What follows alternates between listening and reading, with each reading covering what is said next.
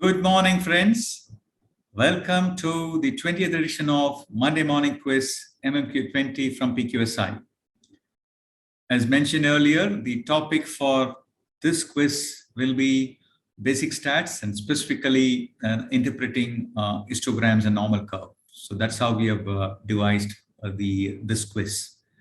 So let me move on to the questions for MMQ-20. So question number 1. The first question for MMQ-20 is, here we go. So this is the histogram of the daily sales at Bombistan Keel Park outlet.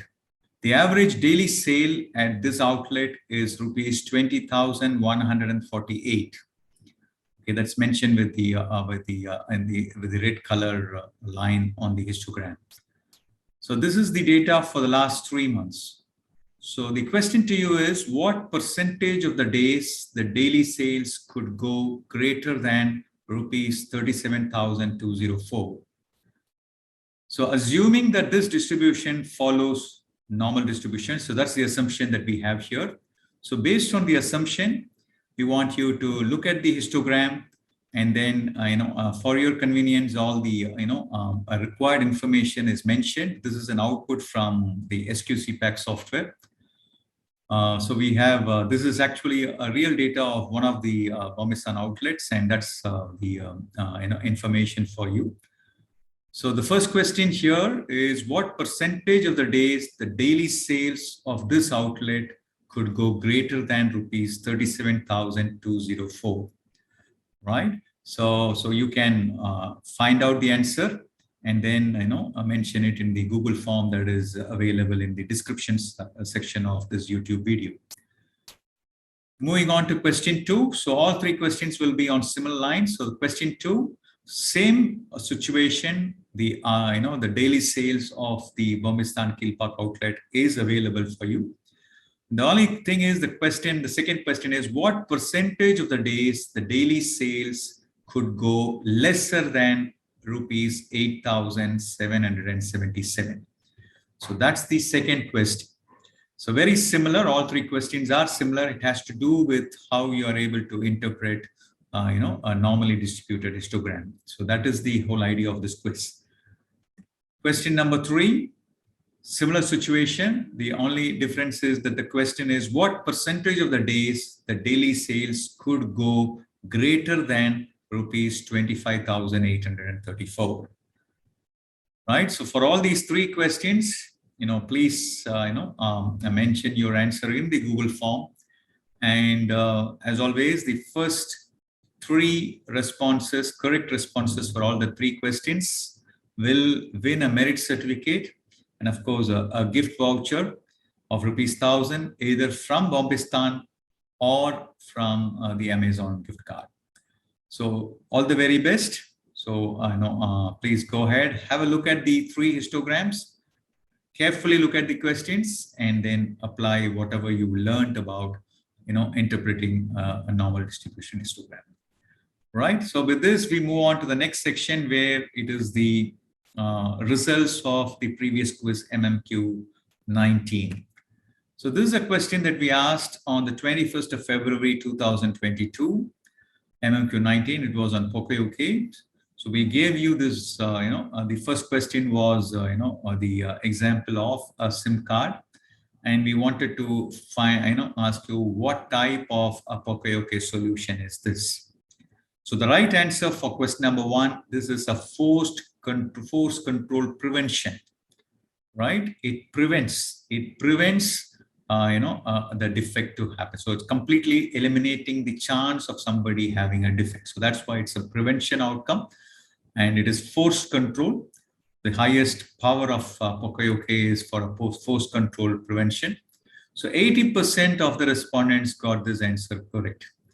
So we move on to the second question on Pocoyo-K, which was the example of a tripper. So this is where a few, most of you probably had, a little bit confused about whether it's a prevention or a detection. So the right answer is, it is a shutdown Pocoyo-K. It's shutdown detection. Now, the difference between prevention and detection is more to do with the cause and not the effect. I think that's where most of you, I think whenever we deal with Pocoyoke or, failure mode effect analysis, there is always a confusion, between cause and the effect. Okay, prevention is, it prevents the cause. So this is actually, it's not preventing the cause, it's only detecting it. It is a good Pocoyoke, no doubt.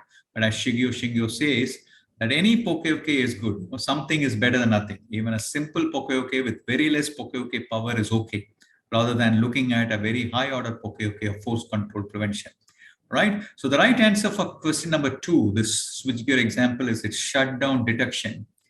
Okay, so there are many of you had responded as shutdown prevention, because shutdown was very obvious. But the right answer is it is shutdown detection, and only 20% of the respondents got this correctly. Moving on to the third, example that we gave about a dashboard of a car, where it indicates the door is, open. So this is again a warning detection. So similar logic, it is not warning prevention. Okay, so prevention and detection are more towards, the cause. Here the door, is open. It opens, it senses it, and it detects. It's a warning detection. It is not preventing the opening of the door. So it's so that is why it is warning detection. Of course, in this case, you had 67%, a very significant number of correct responses for question number 3. So it is warning detection. So that's how the the idea of the the understanding of Pocoyoke, the difference between prevention and detection. And as always, let me repeat, Shingyo says that it's always good to have some Pocoyoke rather than looking for the best force control prevention. So depending on the situations, in some situations, a shutdown is not at all possible. So we only go for warning detection. Let's say a paper mill or a cement plant or anything, you can't go in for some of the processes, you may not be able to shut down the plant. So it's only a warning detection or a warning prevention. Although a little low in the degree of the Pocoyoke power, but as Shingyo says, some small Pocoyoke is always better than not having anything, right? So this is the answer for these 3 questions. And I'm happy to confirm the winner of this quiz, MMQ-19. Interestingly, it is the first student of Mr. Yuvraj Singh. He's a 3rd-year mechanical engineering student from SRM-IST Katangalatur. He is the only person who got all the 3 questions correctly. So he is a winner of a merit certificate and 1,000 rupees gift voucher from Bombay Stan outlet, Bombay Stan restaurant in Chennai.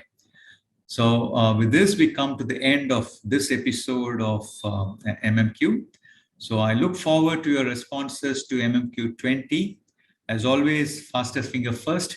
And since this probably is one of the easiest quiz, I guess, I expect a lot of correct responses. Maybe today or tomorrow itself, we could probably have all the 3 winners. But nevertheless, keep attempting it. So as we have decided, all correct answers for all the 3 questions will receive a merit certificate. So it's even, we have time till next Sunday, but still you can keep on, responding to the quiz. As always, MMQ, the purpose is winning is important, but winning is not the objective. The objective is to refine your understanding on all these concepts. So with this note, let me sign off for now. So thank you so much for your continued participation in the Monday morning quiz. Look forward to receiving all your responses. Best wishes.